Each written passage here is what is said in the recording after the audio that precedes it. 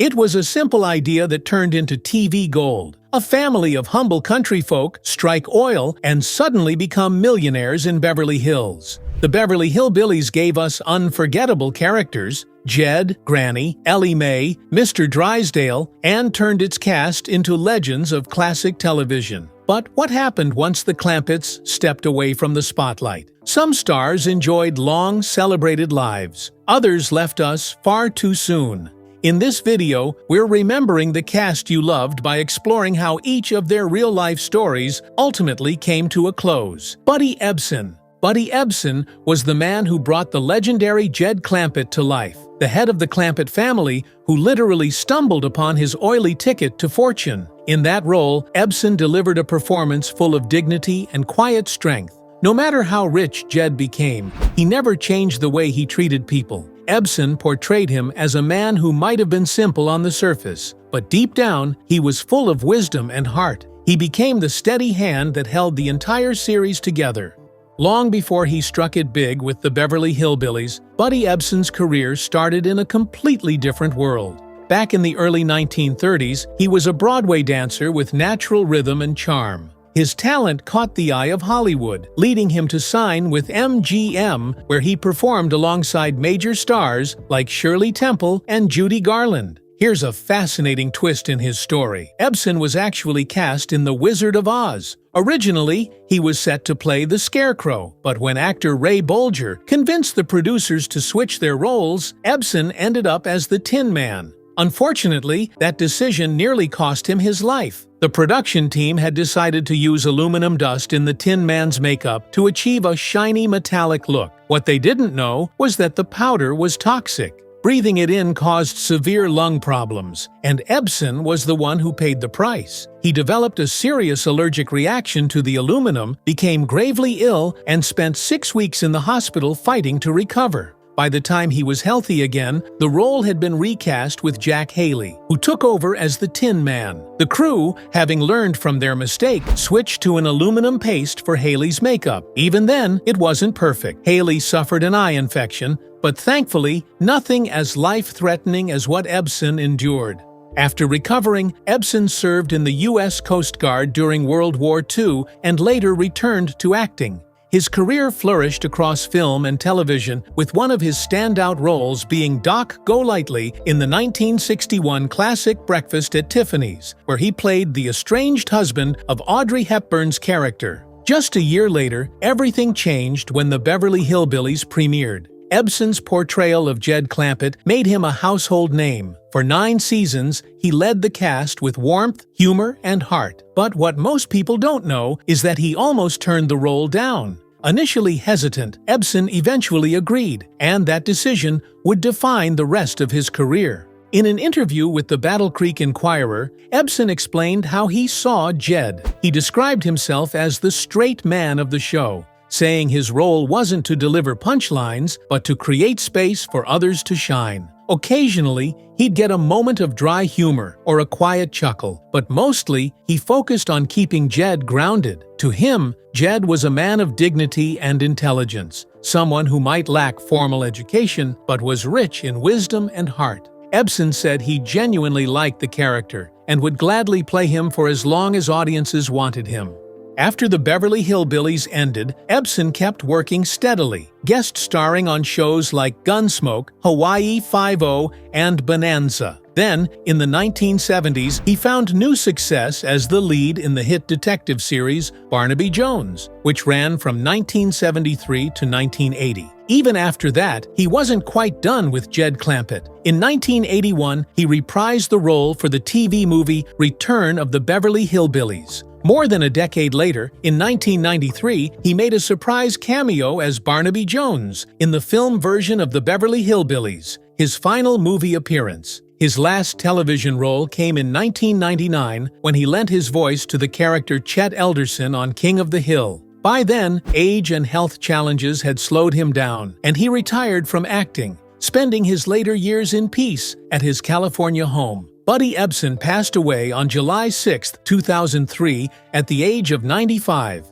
His passing marked the end of an era for classic television. From Broadway dancer to beloved sitcom star and detective icon, Ebsen's career spanned generations. He left behind not just an incredible legacy of work, but a reminder that talent, humility, and heart can carry a performer through every chapter of Hollywood history. Irene Ryan. Don't let Irene Ryan's grandmotherly charm fool you. Behind that sweet smile was one of the fiercest, funniest, and most talented women in Hollywood. On screen, she was everyone's favorite granny, known for brewing her tonic, that fiery batch of mountain moonshine that became a running joke on the Beverly Hillbillies. But long before she brought Daisy Mae Moses to life, Irene Ryan was already a star. Born in 1902, she got her start in the roaring 1920s as part of a vaudeville act with her first husband, Tim Ryan. Together, they built a solid reputation for their comedy routines before transitioning into radio and film in the 1930s. After their marriage ended in 1942, Irene didn't slow down. She kept touring and performing, even teaming up with legendary comedian Bob Hope on his military tours, where she earned the nickname "The Girl Who Made Bob Hope Laugh."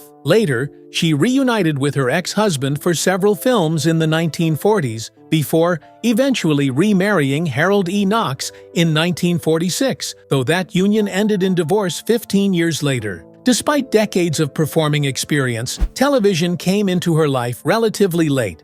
Her first TV appearance came in 1955 on The Danny Thomas Show, followed by steady guest spots throughout the late 50s and early 60s. Then came the role that changed everything. In 1962, at the age of 60, Irene landed the part of Granny on the Beverly Hillbillies. It was a dream role, a feisty, sharp-tongued matriarch with a heart of gold, and it turned her into a household name. What made her story even more remarkable was how hard she had to fight for the part. Casting agents initially thought she was too young to play Granny. Determined to prove them wrong, she went directly to show creator Paul Henning, whom she had worked with before, and gave a reading that had him laughing out loud. She later joked that if they'd cast someone older, the poor woman wouldn't have survived the 5 a.m. call times. Her persistence paid off, and the role became hers. Irene had an incredible confidence about her, both on and off screen. Back in the early 50s, she shared that her self-assurance came from learning to accept herself exactly as she was. She once reflected that when she was younger, she envied the beautiful girls in her class, but eventually realized that her unique look and comedic instincts were her greatest strengths. She believed true happiness and success came from authenticity and hard work, not perfection.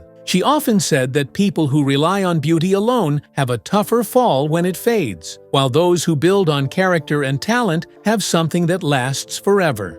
That mindset carried her through an extraordinary run on the Beverly Hillbillies. Her performance as Granny earned her back-to-back Emmy nominations in 1963 and 1964, solidifying her as one of the funniest and most beloved women on television. She even reprised her Granny persona for a brief cameo in the 1966 film Don't Worry, We'll Think of a Title. When the series ended, Irene didn't retire. Instead, she made a bold move to Broadway, taking on the role of Berta in Bob Fosse's 1972 musical Pippin. Her performance was electric, earning her a Tony Award nomination for Best Supporting or Featured Actress in a Musical the following year. But behind the scenes, her health was beginning to fail. Known to be a heavy smoker, something her Beverly Hillbillies co-star Max Baer Jr. often mentioned, she began struggling physically during the run of Pippin. In 1973, while performing on stage, she suffered a stroke and was rushed to the hospital. Doctors soon discovered she had a malignant brain tumor. Just weeks later, on April 26, 1973, Irene Ryan passed away at the age of 70. Her death was a heartbreaking loss for her fellow castmates and fans alike. From vaudeville stages to television screens and Broadway lights, she left behind a legacy defined by laughter, resilience, and timeless charm. Even today, her portrayal of Granny remains one of the most iconic and endearing performances in television history. Donna Douglas. Donna Douglas truly wore many hats throughout her life. She was a model, actress, singer, author, and even a licensed real estate agent. But to television fans everywhere, she'll always be remembered as Elly May Clampett, the animal-loving, down-home sweetheart from the Beverly Hillbillies. Before fame found her, Donna started off as a model, which opened the door to early TV appearances on shows like The Perry Como Show and The Steve Allen Show. She also landed small film roles in the late 1950s and early 1960s, appearing alongside Hollywood heavyweights like Dean Martin and Shirley MacLaine in Career, and later with Rock Hudson and Doris Day in Lover Come Back. On the personal side, she married Roland Bourgeois Jr. in 1951, but the marriage ended a few years later in 1954. That same year, she gave birth to her only child, a son named Danny Bourgeois. By 1960, Donna had stepped into one of the most iconic moments in classic television, the Twilight Zone episode, Eye of the Beholder. Her performance in that episode was haunting and memorable. She played a beautiful woman undergoing surgery to look normal, only for viewers to discover that in her world, beauty was defined by pig-like faces. It was a powerful showcase of her range and emotion as an actress. Just a few years later, she became a household name as Elly May Clampett. The success of the Beverly Hillbillies turned Donna into a national sensation. In 1966, right in the middle of the show's 9-season run, she achieved another major milestone, starring alongside Elvis Presley in Frankie and Johnny. It was her only leading film role, but it proved just how versatile she could be. In 1971, not long after the show ended, she married the series director Robert M. Lee. By that point, she had become known as one of television's most recognizable faces, and also as a bit of a sex symbol, something she had complicated feelings about. She respected the power of image in Hollywood, but wanted to be seen for her depth and talent too. Donna often spoke about her desire to take on more challenging, dramatic roles, the kind played by legends like Ingrid Bergman and Deborah Kerr. She felt that Elly May reflected only one small piece of who she really was. When the Beverly Hillbillies was canceled, Donna decided to explore new paths. For a short time, she worked as a real estate agent, something few could have imagined from the woman who once wrangled critters on TV. But soon, she found a deeper calling in music and faith. In the 1970s and 1980s, Donna dedicated herself to gospel and country music, recording several albums beginning in 1982. Her songs reflected her spirituality and Southern roots. Beyond music, she poured her energy into ministry and children's education, even writing a Bible-themed children's book. Her time out of the spotlight didn't last forever, though. In the 1990s, Donna made headlines again when she sued the producers of Sister Act, claiming the movie was based on her unpublished screenplay titled A Nun in the Closet. She sought $200 million in damages, but ultimately lost the case. Years later, in 2011, she filed another lawsuit, this time over a Barbie doll she believed was modeled after her likeness as Elly May.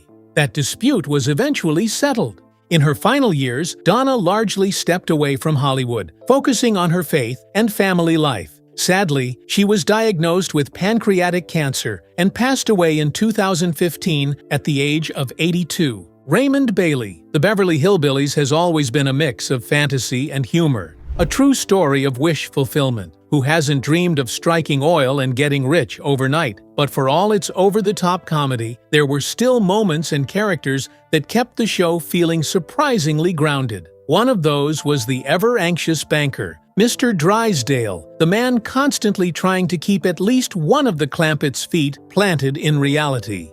He might have been a bit of a bore compared to the Clampetts' wild charm, but actor Raymond Bailey brought him to life with incredible energy. What's fascinating is that Bailey's connection to banking didn't start with Hollywood, it actually came from real life. Before he ever stepped into the role of Milburn Drysdale, Bailey had worked in a real bank, not because he loved finance, but because he needed the money to fund his acting dreams. In an old interview with the Charlotte News, he made it clear that acting had always been his goal, saying that his time at the bank was simply a means to pay for acting lessons. It was never about numbers, it was about chasing his dream. That bank job, though, ended up being perfect accidental training for his future role. Years later, when Bailey brought Mr. Drysdale to life, He did it with the confidence and authenticity of someone who'd actually lived that world, even if he didn't realize he'd be using that experience on screen someday. Before finding fame in television, Bailey's entertainment career began in radio. During the Great Depression, he worked as a singer, earning just $1.50 a week to perform 3 times on air. It was a modest start, but one that kept him connected to performing even in tough times.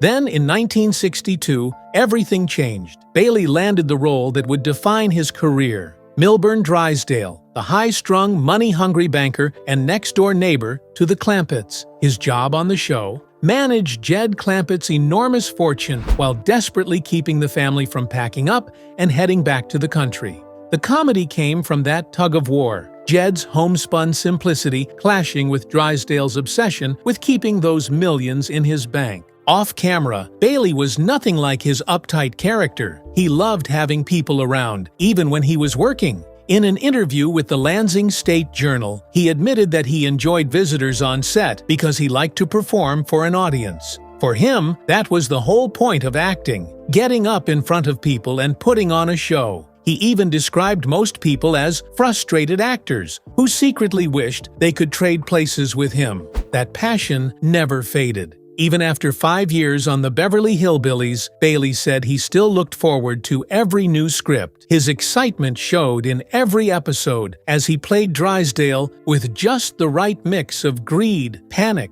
and charm. Bailey didn't mind that his character was often shown losing or getting outsmarted. In fact, he loved it. He played the part so convincingly that many viewers thought he was an actual banker. Fans would write to him asking for financial advice, or even loans. One woman went so far as to mail him a check, asking him to deposit it into the Beverly Hills bank so she could impress her friends by writing checks from such a fancy-sounding institution. Unfortunately, near the end of the Beverly Hillbillies run, Bailey began showing early signs of Alzheimer's disease. Though he continued acting for a few more years, his appearances became fewer and farther between. His long career, which began back in 1939, officially ended in 1975 after one of his final roles as the lawyer in Herbie Rides Again. In his later years, Bailey lived quietly and mostly kept to himself, though he stayed in touch with Nancy Culp, who played Miss Jane Hathaway on the show. Raymond Bailey passed away from a heart attack on April 15, 1980, at the age of 75. He left behind a legacy of talent, dedication, and one of television's most memorable bankers, a man whose real-life journey from the bank counter to Hollywood perfectly mirrored the persistence of his on-screen persona.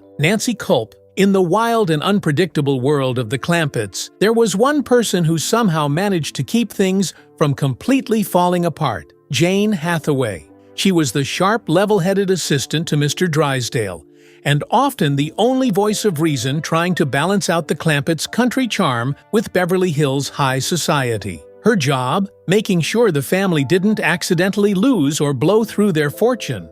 A task that was equal parts chaotic and hilarious. The woman behind Jane, Nancy Culp, had a life story just as fascinating as her character. Long before she was a familiar face on television, Nancy was a journalist in the 1940s. When World War II broke out, she joined the U.S. Naval Reserve and proudly served her country. After the war, she made her way to Hollywood in the early 1950s, where she started out working in MGM's publicity department. But fate had other plans. Someone at the studio saw her personality and potential and encouraged her to give acting a try, and that one decision changed everything. Nancy began landing small but memorable roles in some major Hollywood films. She appeared in Sabrina and A Star is Born in 1954, The Three Faces of Eve in 1957, and the original The Parent Trap in 1961. By the time television was taking off in the late 50s and early 60s, she was already a familiar face, showing up on hit series like I Love Lucy, Perry Mason, Mr. Ed, and My Three Sons. Then came the role that defined her career, Jane Hathaway on the Beverly Hillbillies. As Mr. Drysdale's loyal secretary, she was constantly caught between his greed and the Clampetts' good-hearted confusion. Her wit, professionalism, and occasional eye rolls made her a fan favorite, and in 1967, her performance even earned her an Emmy nomination. Nancy loved the role so much that she later reprised it in a 1968 episode of Petticoat Junction, and again in the 1981 TV movie Return of the Beverly Hillbillies. Even after the original show ended, Culp stayed active in Hollywood. Throughout the 70s and 80s, she made guest appearances on shows like Sanford and Son, The Love Boat, Fantasy Island, and Quantum Leap. She even took her talent to the stage, starring in the Broadway production of Mornings at 7 from 1980 to 1981. In 1984, Nancy Culp decided to take a bold new path. After years of success on television, she entered the political arena, running as the Democratic nominee for Pennsylvania's 9th Congressional District. It was an ambitious move, but one that came with plenty of drama, especially when it reignited her long-standing feud with her Beverly Hillbillies co-star, Buddy Ebsen. Now, their tension didn't start with that campaign. The truth is, Nancy and Buddy had been butting heads for years, even back when the show was still on the air. Their political differences had always been a sore spot. Nancy leaned firmly to the left, outspoken, progressive, and unafraid to voice her opinions, while Buddy was a proud conservative Republican who had no problem standing his ground. What began as lighthearted debates on set often turned into heated arguments that the entire crew got used to hearing. The irony is that their on-screen relationship almost mirrored their real-life clash. Buddy played Jed Clampett, the down-to-earth patriarch of a family that struck oil and suddenly found itself surrounded by Beverly Hills luxury. Nancy, meanwhile, played Jane Hathaway, the refined and business-minded secretary trying to keep the Clampetts' finances, and her boss, Mr. Drysdale, in check. Just like their characters, they came from completely different worlds, both on and off camera. Still, when the Beverly Hillbillies wrapped up, most people assumed the tension between the two had ended. But that changed in the mid-1980s when Nancy announced her run for Congress. Her campaign to unseat Republican incumbent E.G. Schuster quickly caught the attention of the media, and, apparently, of Buddy Ebsen too.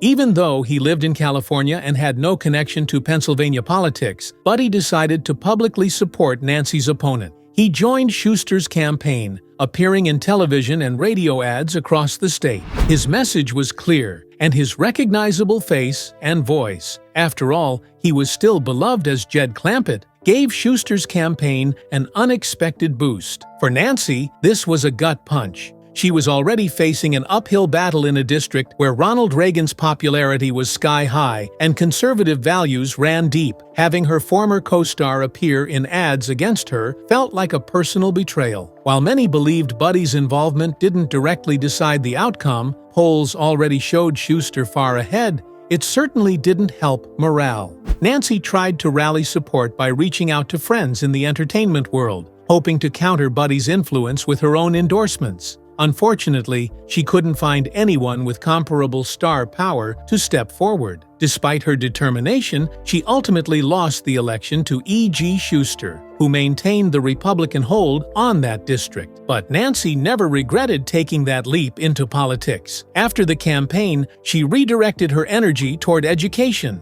becoming an artist in residence and teaching acting at Juniata College in Huntington, Pennsylvania. Outside of her career, Nancy's personal life remained fairly private. She had been married to Charles M. Dacus for a decade, beginning in 1951, but after their divorce, she lived largely out of the public eye. Years later, in a conversation with writer and LGBTQ activist Bose Hadley, she gave a subtle but honest reflection on her identity, suggesting that she was drawn to people who shared her nature rather than her opposites. Nancy Culp passed away from cancer in 1991 at the age of 69. Her legacy stretched far beyond the screen. She was a woman of intelligence, independence, and courage who never shied away from standing up for what she believed in.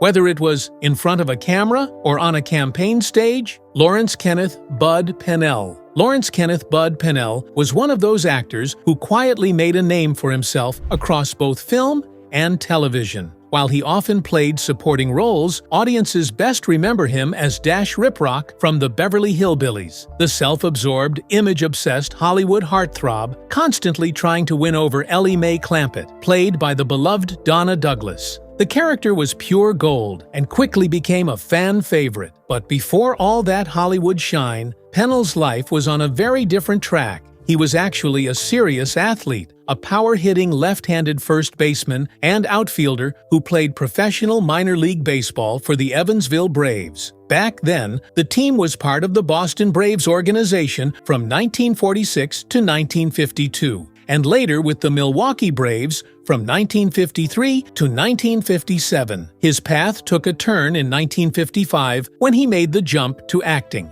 Pennell's first screen role came in 7 Angry Men, a film about the abolitionist John Brown starring Raymond Massey. That debut opened doors quickly, leading him to a leading role in Hell's Horizon later that same year. From there, his career began to take shape. By 1959, he was sharing the screen with Jimmy Stewart in the FBI story, playing George Crandall. As television exploded in popularity during the 1960s, Pennell became a familiar face on countless shows: Death Valley Days, The Alaskans, The Outlaws, Sea Hunt, Wagon Train, The Big Valley, The Virginian, and Dragnet, just to name a few. Before becoming Dash Riprock, Pennell had already gained recognition in another adventure-filled series. In 1961, he starred as Ted McKeever in Ripcord, a syndicated show about skydiving. The action series, which ran for 76 episodes from 1961 to 1963, paired him with actor Ken Curtis and turned Pennell into something of a TV idol. Then came January 20th, 1965, the day he made his debut on the Beverly Hillbillies in the episode Elly in the Movies. In this storyline, banker Milburn Drysdale invests Jed Clampett's money into Mammoth Pictures, a movie studio. Meanwhile, Elly May, bored at home, gets cast in a movie after some convincing from Drysdale and his secretary, Jane Hathaway. The twist? Dash Riprock has no idea Elly May is the studio owner's daughter. He actually thinks Jane Hathaway runs the place. Just a week later, the follow-up episode Dash Riprock You Cad aired on January 27, 1965, featuring a young Sharon Tate. Tate would later appear in 15 episodes of the series as the character Trago.